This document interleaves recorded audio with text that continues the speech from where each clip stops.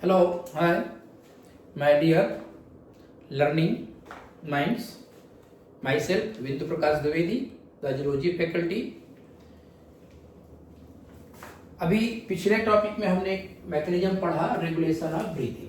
और जो regulation of breathing हमने जो पार्ट पढ़ा है उसमें हमने पढ़ा न्यूरल रेगुलेशन, जहां पर regulation of breathing brought by the respiratory rhythm centre of medulla oblongata.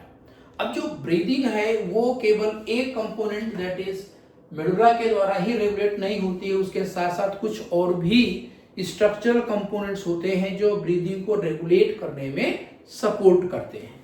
जैसे मेडुला के पास में ही एक और स्ट्रक्चर होता है दैट इज पॉन्स। जरा उसका डिस्कशन हम करते हैं। Here basically this one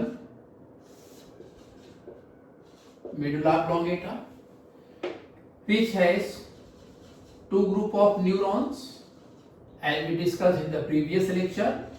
One arm is the VRG and another said to be DRG. ये दो कंपोनेंट्स होते हैं। यहीं पर मेडुला ऑब्लोंगेटा के पास में ही there is another structure to which we called pons. ये भी हाइंड ब्रेन का ही पार्ट है। ये पॉन्स या पूरा नाम पॉन्स वेरोलाई के नाम से भी जानते हैं। इस पॉन्स या पॉन्स वेरोलाई के लेवल पर एक अनदर स्ट्रक्चर पाई जाती है and that one said to be the what one this is pneumotaxic area या न्यूमोटैक्सिक सेंटर। इसको न्यूमोटैक्सिक सेंटर बोला जाता है। अब ये जो न्यूमोटैक्सिक सेंटर होता है, this pneumotaxic centre basically sends inhibitory signal to DRG.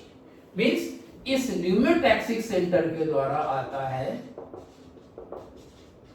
Inhibitory signals to Pond's. और जब पॉन्स से signal to DRG of medulla oblongata, DRG of medulla oblongata. अब यहां से जो इनहिबिटरी सिग्नल आएगा तो ये क्या करेगा,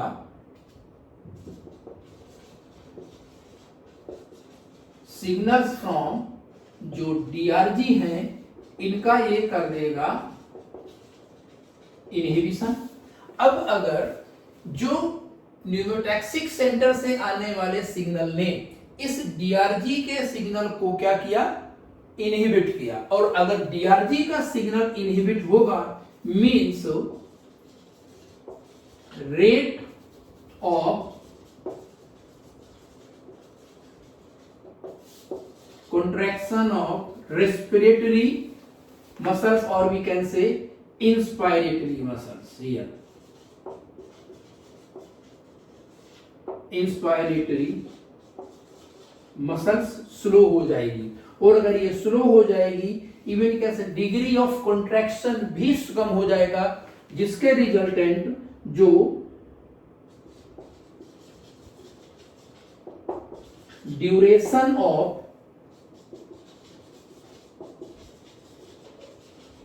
इंस्पायरेशन कम होता है। जो ड्यूरेशन ऑफ इंस्पायरेशन है वो जैसे कि नॉर्मल ब्रीथिंग में हमने कितना पढ़ा है, अप्रॉक्सीमेट 2 सेकंड के आसपास है। अब अगर इस न्यूमोटैक्सिक सेंटर से निकलने वाले सिग्नल ने क्या किया, इस डीआरजी की एक्टिविटी को और स्लो कर दिया। अब अगर इसने डीआरजी की एक्टिविटी को और स्लो कर दिया तो सिंपल से रेट ऑफ इंस्पायरेशन और भी या ड्यूरेशन ऑफ इंस्पायरेशन और भी कम हो गई। अब अगर ड्यूरेशन ऑफ इंस्पिरेशन कम हुई तो अगर इसका एक अल्टीमेट रिजल्ट अगर हम स्टडी करें तो जो अल्टीमेट रिजल्ट ये आएगा कि जो न्यूमोटैक्सिक सेंटर होता है, this pneumotaxic centre prevents complete filling of lungs, complete filling of lungs, lungs को पूरा भरने से रोकता है, लंग्स को पूरा भरने नहीं देता है। ये जो न्यूमेटैक्सिस मींस जो लंग्स के अंदर वॉल्यूम ऑफ एयर जो आने वाली होती उसको ये कम कर देता है। Very clear. तो एक पोर्शन तो ये हो गया जहां पर हम न्यूमेटैक्सिक सेंटर के कंपोनेंट की बात करते हैं कि ये लंग्स के कंप्लीट फिलिंग को रोकता है, तो लंग्स को पूरा भरने नहीं देता है। अच्छा आगे देखते हैं।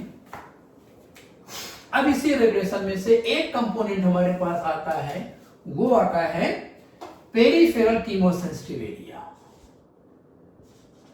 पेरिफेरल कीमो सेंसिटिव एरिया, ये कहां पर होता है? Peripheral chemosensitive area present in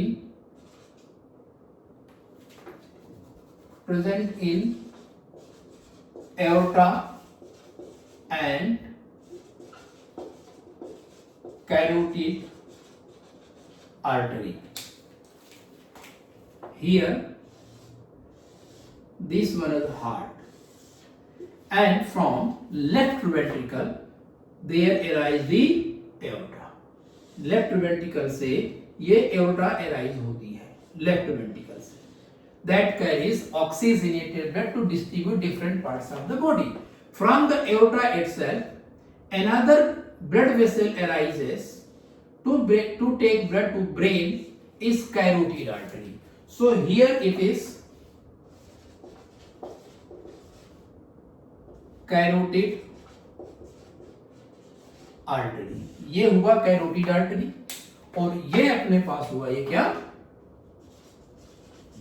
aorta और you can say dorsal aorta. ये हुआ अपने पास एओर्टा, ये हो गया। यहां पर इसके लेवल पर there present the specific chemosensitive area, और जिसको हम लोग बोलते हैं पेरिफेरल कीमोसेंसिटिव एरिया, या इसको हम लोग बोलते हैं aortic body, this one carotid body, this one carotid body, and this one is aortic body. Carotid body और aortic body ये दोनों भी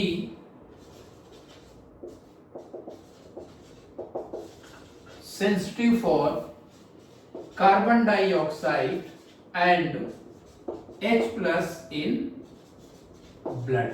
अब ये blood कौन सा है? The blood is oxygenated blood which is being supplied to the different body parts from heart. अगर ऑक्सीजनेटेड ब्लड में CO2 और हाइड्रोजन कंसंट्रेशन क्या है? बेसिकली ये दोनों ज्यादा है। अब अगर ब्लड में CO2, वो और कौन सा ब्लड?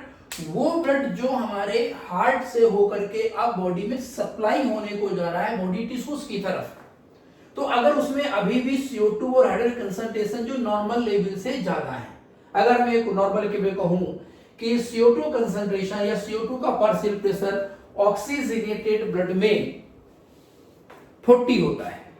अब अगर 40 होने वाले ब्लड में अगर CO2 लेवल अभी ज्यादा है, सीधा सा मतलब ये हुआ कि लंग्स के लेवल पर जो एक्सचेंज ऑफ गैस होता है वो सिग्निफिकेंटली नहीं हो पाया। मींस जिस अमाउंट में ब्लड की CO2 ब्लड से निकल करके एल्वियोलाई के अंदर जाकर के बॉडी से बाहर एक्सपायर होकर के जानी चाहिए, उतना CO2 नहीं निकल पाया है, और जिस अमाउंट में ऑक्सीजन लंग्स के एल्वियोलाई से ब्लड में डिफ्यूजन में वो नहीं हो पाया है। तो इस सिचुएशन में net amount of oxygen in blood less होगा और carbon dioxide as compare to the normal CO2 in oxygenated blood ज्यादा होगा। तो सिंपल सी चीज है, अगर CO2 लेवल ज्यादा है तो CO2 बीइंग टॉक्सिक, ये हमारे टिश्यूज को हार्म कर सकती है। इस केस पर यहां से अब सिग्नल जनरेट होंगे और ये जो सिग्नल होगा वो सिग्नल भी रेस्पिरेटरी रिदम सेंटर को ही जाएगा।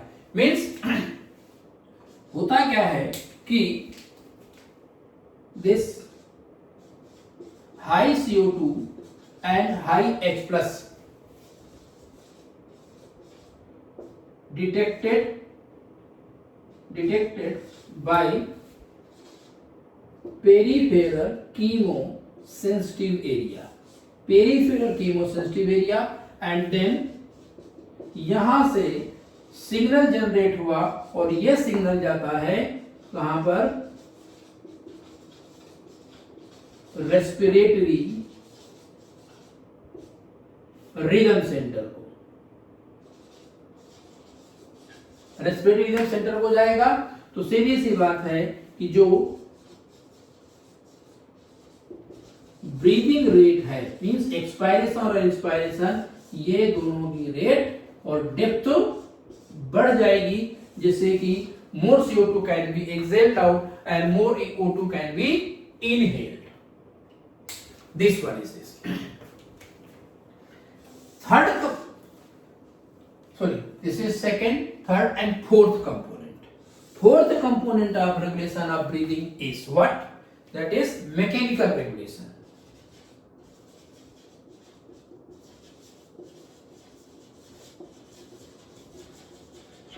इस मैकेनिकल रेगुलेशन से रिलेटेड कंपोनेंट अपने पास आता है और वो होता है herring Brewer reflex. Herring Brewer reflex होता है। हेरिंग ब्रूवर रिफ्लेक्स ये मैकेनिकली हमारी ब्रीदिंग को कंट्रोल करने में सपोर्ट करता है। Actually it is present in bronchial tree. ये ब्रोंकियल ट्री में होता है and is a kind of stretch receptor है। ये काइंड का स्ट्रेच रिसेप्टर होता है एंड ये काम क्या करता है, प्रिवेंट्स एक्सेस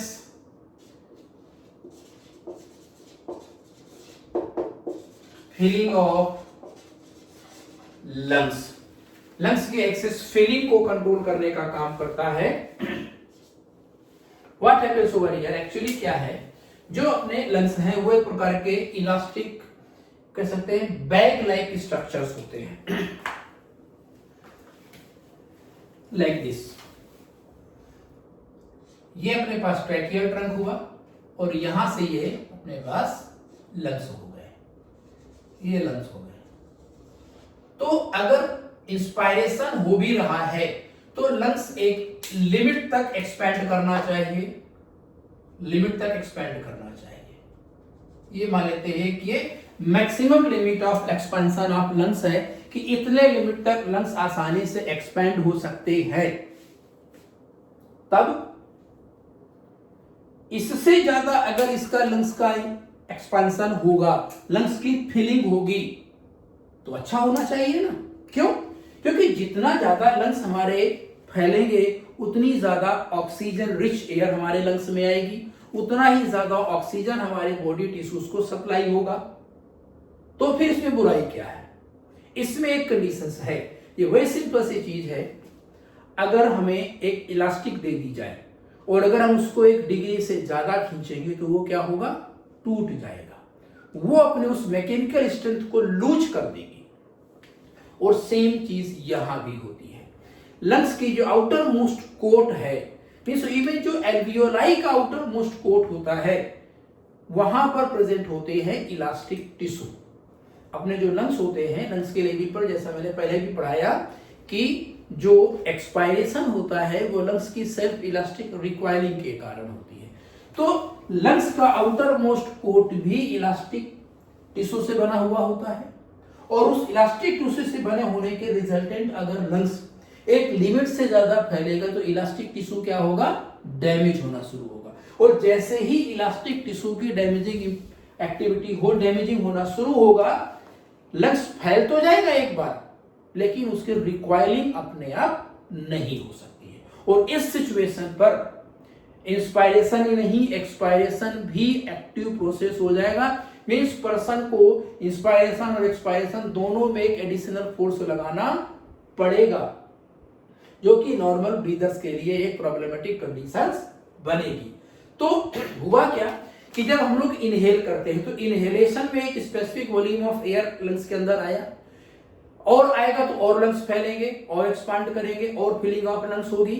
लेकिन अगर उससे ज्यादा हम अगर भरेंगे तो हमारे लंग्स का टिश्यू हो जाएगा डैमेज, और डैमेज हो जाएगा तो लंग्स दोबारा से वो अपने नॉर्मल शेप एंड साइज में नहीं आ पाएंगे। तो लंग्स में उस इलास्टिक टिश्यू का डैमेज ना होने पाए, इसलिए वेल इन एडवांस हमारे यहाँ पर एक कंप्लीट ब्रोंकियल ट्री में एक प्रकार का स्ट्रेच रिसेप्टर दे दिया गया है कि जैसे लंग्स 6 डिग्री से ज्यादा स्ट्रेच करेगा उसके इमीडिएटली ये एक्टिवेट हो जाएगा और ये सिग्नल भेजेगा हमारे रेस्पिरेटरी रिदम सेंटर को, जो कि हमारी ब्रीदिंग को कम करेगा। मींस हमारे जो ड्यूरेशन ऑफ इंस्पायरेशन उसको कम कर देगा, और जब ड्यूरेशन ऑफ इंस्पायरेशन कम हो जाएगा तो कंप्लीट फिलिंग ऑफ लंग्स नहीं हो पाएगी। Thank you so much.